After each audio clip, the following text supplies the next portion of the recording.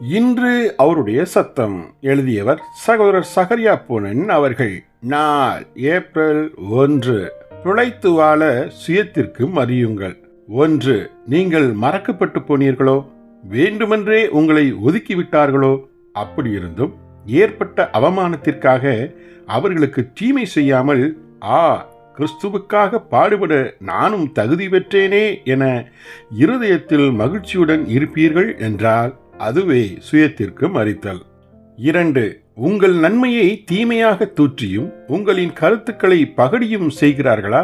இச்சமயம் உங்கள் இருதயத்தில் கோபம் எழுவதற்கும் உங்கள் நியாயங்களை முன்வைத்து தற்காத்துக் கொள்ள மறுத்துவிட்டு அவர்களை அன்பான மௌனத்தோடு ஏற்றுக்கொள்வீர்கள் என்றால் அதுவே சுயத்திற்கு மறித்தல். 3.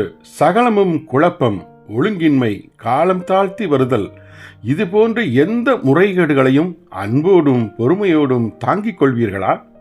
உங்கள் கண்களுக்கு முன்பாகவே வீணாக்கப்படுவதையும் அறிவற்ற செயலையும் கொஞ்சம் கூட ஆவிக்குரிய உணர்வற்ற செயலையும் இயேசு சகித்தது போல நீங்களும் சகிப்பீர்கள் என்றால் அதுவே சுயத்திற்கு மறித்தல்.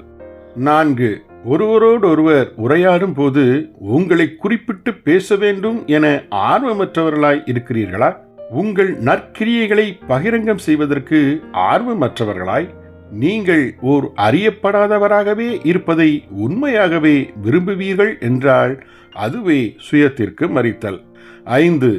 எவ்வித உணவானாலும் உடையானாலும் எப்படிப்பட்ட சமுதாய சூழல் ஆனாலும் தனித்து விடப்படும் நிலையானாலும் தேவ சித்தத்தின்படி ஏற்படும் எவ்வித இடையூறு ஆனாலும் அவைகளில் மன திருப்தி கொள்வீர்கள் என்றால் அதுவே சுயத்திற்கு மறித்தல். 6. உங்களின் தேவை ஏராளமாகி உங்கள் சகோதரனின் தேவைகளோ சந்திக்கப்பட்டு ஐஸ்வர்யம் அடைவதை காணும்போது உங்கள் சகோதரனோடு சேர்ந்து ஆவியில் களி கூர்ந்து பொறாமை அடையாதிருப்பீர்கள் என்றால் அதுவே சுயத்திற்கு மறித்தல். 7. உங்களை விட குறைவான ஒருவர் உங்களுக்கு புத்தி சொல்லும் போது உங்கள் இருதயத்திற்குள் எதிர்ப்பு இயலாமல் அவைகளை தாழ்மையோடு உங்கள் உள்ளத்தில் மாத்திரமல்லாமல் வெளியரங்கமாயும் ஏற்றுக்கொள்வீர்கள் என்றால் அதுவே சுயத்திற்கு மறித்தல். ஒருவன் என் பின்னே வர விரும்பினால் அவன் தன்னைத்தான் வெறுத்து தன் சிலுவையை அனுதினமும் எடுத்துக்கொண்டு என்னை பின்பற்ற கடவன். லூக்கா 9:23. ஜெபிப்போமா. பரமண்டலங்களில் இருக்கிற எங்கள் பிதாவே, எங்கள் சிலுவை சுமப்பது எங்கள் சுயத்திற்கு மறிக்கவே என்பதை காண தயை செய்தீர்.